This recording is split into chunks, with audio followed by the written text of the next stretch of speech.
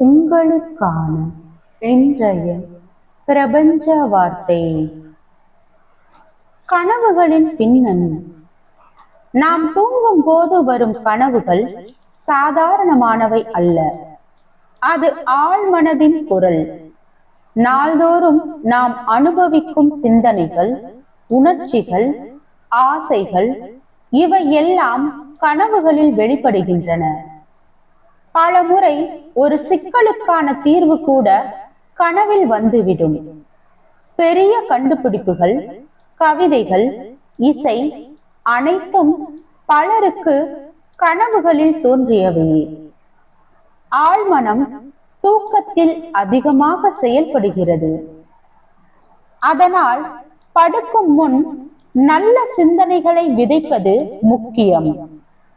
நான் நாளை வெற்றி அடைகிறேன், நான் ஆரோக்கியமாக இருக்கிறேன் போன்ற எண்ணங்களை நினைத்து உறங்குங்கள். கனவுகள் உங்கள் எதிர்காலத்திற்கான விதைகள். ஆகவே அவற்றை மதித்து கவனியுங்கள். வாழ்க வளமுடன்.